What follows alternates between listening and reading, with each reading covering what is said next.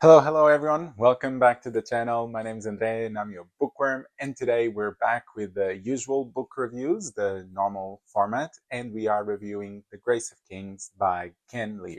For the ones that don't know, Ken Liu is the author of the Dandelion Dynasty. Starting with this book, there are 4 books in the series. They're all epic fantasy with a bit of technology mixed in. And if you've heard of the name Ken Liu, it's probably because you've heard of him as a translator for his trilogy, which is Remembrance of Earth's Past, famously known for the first book, which is The Three-Body Problem. This series also has some Asian inspiration into it, and if you're keen, all of the books have been published already. The series is complete, so you can binge read it. The first book was initially published in 2015, so it's celebrating its 10th anniversary this year, which kind of makes me question if any special editions, aside from this one, will come out this year. But anyways, at the time of publication, it was nominated for several awards. It won a couple of them, like the Locus Award for Best First Novel, and on Goodreads, it has over 25,000 ratings, actually almost reaching 26,000. However, the average score is a 3.79, which doesn't really bode well considering that this is the first book of the series, and on top of that, it is also quite a low score for a fantasy book. But let's see if my opinion matches this average. If you're wondering why the cover of my book isn't exactly the same as the covers you're used to seeing out there, this is because this is a special edition of the Broken Binding. It's the second edition of their special edition of this series, which is the Dandelion Dynasty. And the difference between this one and the other special edition is that this one has the purple tones to it, but aside from that, everything's the same. You've probably seen it if you've seen my video talking about all the special editions I got last year, so you can check it out if you haven't seen, going by the thumbnail or the card. But anyways, it's a pretty good edition. The best part are the edges, because the edges do form the same drawings as in the covers. As you can see from here, this is only the first one. Eventually you'll see it at the back in my bookshelf, how it completes the whole thing to form a very similar cover to this. But moving on to housekeeping items, you know the drill. I am going to narrate to you the synopsis of this book, just so you get a sense of what the book is about. If you don't want to hear anything, just skip to the timestamp. You'll start right off the plot, which is the first category that we'll talk about. But aside from that, just stick around for a bit and let's go. Emperor Mapidere was the first to unite the island kingdoms of Dara under a single banner. But now the emperor is on his deathbed. His people are exhausted by his vast conscriptive engineering projects, and his counselors conspire only for their own gain. Even the gods themselves are restless. A wily, charismatic bandit and the vengeance-sworn son of a deposed duke cross paths as they each lead their own rebellion against the emperor's brutal regime. Together, they will journey to the heart of the empire, witnessing the clash of armies, fleets of silk-draped airships, magical books, and shape-shifting gods. Their unlikely friendship will drastically change the balance of power in Dara, but at what price? And that is it for the synopsis of this book. And since this is the first book of the series, we don't really have other scores to talk about, so let's just jump into the categories, starting with plot. Okay, we're gonna start with a category that I have a lot of things to say, but I'm gonna preface it with my ignorance, because I'm not entirely sure if this is something that is common in Asian-inspired novels, or if this is just something that coincidentally happened in 2 books that are Asian-inspired. And I'm talking about Jade Legacy by Fonda Lee. And the commonality between these 2 books is the plot writing device that they use to tell this story. And this is because we do not follow a story in detail, in the sense that we don't follow the main protagonist or several protagonists going from point A to point B like on a daily basis. We follow them very closely, seeing all the details that they go through their life. In this novel, we do have jumps, not only between characters, but through time. And I mean, the jumps between characters are very common because we always have multiple POVs, but the jumps through time are not as common. It was a thing that happened a lot in Jade Legacy, which I criticized quite a bit, and it definitely diminished a bit my enjoyment. In this book, we jump months, sometimes even years between chapters. Now, like I said, for me, this is not really my preference because it breaks the momentum quite a lot, because every time we have a new break, we do have to adjust to figure out what time it is, what characters are we speaking, what happened to all the other characters, in the meantime, how have they evolved, all of those things. And of course, that slows the enjoyment. And if you're curious, you can check my review of Jade Legacy to figure out what I said regarding those time jumps and how that affected my enjoyment of that book. And you'll see that I gave a lower score because of that. However, for me, the difference between Jade Legacy and The Grace of Kings is that The Grace of Kings is the first book of this series, whereas Jade Legacy was the last book of the trilogy. And the problem with that is that Jade Legacy kind of broke the pattern that we had established in the first and second books, whereas The Grace of Kings is, I think, establishing the pattern for what the series will be. So I'm reading the first book of this series, I am understanding that this is how things will go for all the books. Of course, if I read the second book and suddenly this pattern is no longer complete, then I think there will be some penalizing because of it, because I am not getting what I've been expected and set up from the first book. But anyways, regarding the plot of the story, at the start, it is a bit confusing. Not the first chapter, I think that was done quite well, but I think the couple of chapters after are very confusing. Again, because we have jumps in characters, jumps in time, and all of this is happening quite fast. And especially because we are also bombarded with world building elements and lots of characters again, which I'll explain in the next categories. But what I want to say is that as I kept reading the book, and don't know exactly what the moment was, but I started getting quite invested into this book. And I definitely wanted to know how the book was going to end. It's not a revolutionary plot. There won't be any mind-blowing plot twists. I mean, there are some plot twists, they are good, but I never thought, oh my god, jaw drop, this is shocking. Never like that. It was just, oh, that was a good twist.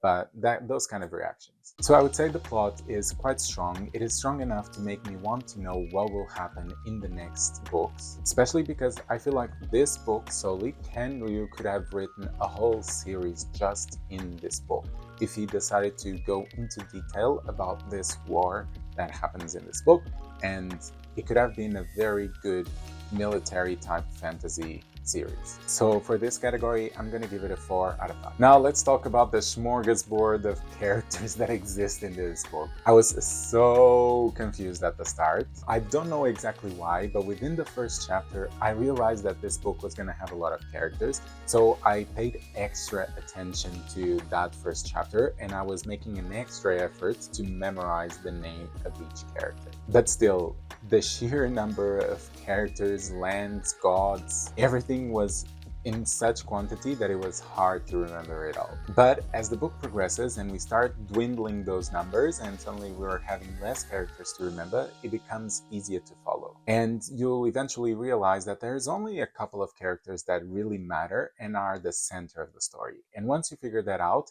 you can actually enjoy the development of those characters better. I think the development of them is done especially well. I mean, I don't think you'll get the level of detail or interpersonal relationship with the characters like you get in A Song of Ice and Fire, like George Martin, but you will get good development. You'll see the characters go from the start to the end of the book and change quite a lot, especially because since we have the time jumps, we get to see a big lifespan of those characters. And Ken Liu also had this strategy where sometimes when we were introduced to new characters, we would then have kind of a flashback telling us either how those characters reached the point that they're at, or their past, how they came to be the person that they are. And that helps us immediately create a connection with them, figure out who they are, and also remember better or create more of a connection with them. Now, what worries me regarding the next book is because this series is called the Dandelion Dynasty, I feel like the next book will be a new generation of characters, which means that I will have to remember a whole new set of characters. And that is a bit worrisome because then again, there will be a whole new adaptation phase to the characters. So we shall see. But of course, I'm not penalizing this book based on the future book. So for this category, I'm actually giving it 5 out of 5 because the character work was done very well and all the characters were distinguished between each other. They all have their gains, their goals, their dreams, their fears, all of that. And I think Ken Liu did a really good job. And talking about world building, I could just say the same thing about the characters. The start of this book was a smorgasbord of names. Like I said, we have lands, we have cities, we have gods, and all of it was just spewed forth with very little interval between them. and it was almost a bombardment, like a very big exposure of world building. Just like the character category, I don't really blame that on the category of world building itself, because the world was built quite well. It is very interesting and engaging. We have a world with gods that interact with the world directly and with the characters, which makes the plot itself interact with the world building, which again, we want those different categories to interact with each other to synergize and uplift them. And I think also that the world is super dynamic in the sense that it evolves quite fast, especially because again, one of the advantages of having these chapters that move through time is that we're moving through time, so things can change quite quickly and everything feels newer, or it feels more dynamic. The one thing I would have enjoyed a bit more would be the descriptions of the world itself. We have some of it when we are following a specific character more up close, more as if we are in a closed lens type of view. But because this novel spends so much time with a far lens, in the sense that we are observing populations or armies, then we don't get that level of detail of the world, and it's just almost like we have a bird's eye view. So for this category, I'm going to give a 4 out of 5. And now the writing style category, which I bet you can already imagine what I'm going to say about it. The writing is a bit rough for me. It took me a while to get used to it, because with the start that feels flooded with information, and then we have the waves of changing conditions, like changing characters, changing times. With every new chapter, it feels like we are drowning in all of this information. It's basically as if the readers are thrown into the deep end and they have to survive however they can. I think this book would have benefited from a slower start so that we could get used to the world and to the different characters at a more reasonable pace. And speaking of pace, I think another issue that this book had was with the pacing. Because again, it's a disadvantage of the jumping through time, is that every new chapter is basically on a peak because something is happening, and that's why we're having this chapter. And because of that, it's almost like we have peak, peak, peak, peak, peak, and there's no valleys for the reader to breathe in and settle down and understand what the consequences of what just happened. So it's almost like we're going through action, big moment after big moment, and that doesn't really leave a lot of levels through the book. I hope the next book changes slightly so it doesn't feel as choppy, but for now this category is going to be a 3 out of 5. And our last category is enjoyment. Now, when I read Jade Legacy, I mentioned a lot how the writing style really took my enjoyment away and kind of damaged a lot of what I had considered a really good trilogy at that point. However, I say that was also due to the expectations I had of that book. Because when I started reading this one, The Grace of Kings, I had no expectations. I didn't know what it was about or how it would go.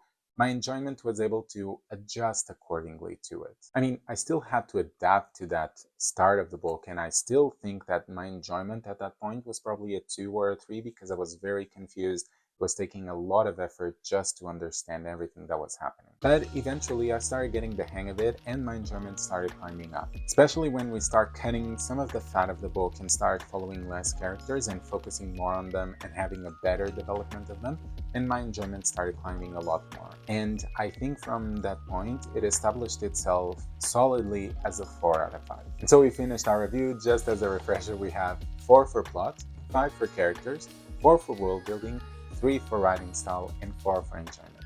And this gives us a final score of 4 out of 5. It's not a bad score for a first book. It's definitely better than the Goodreads average score, but it's still not a great, amazing book that I would definitely recommend to everyone saying, oh my god, this is like the new fantasy book you should read. It's a good book.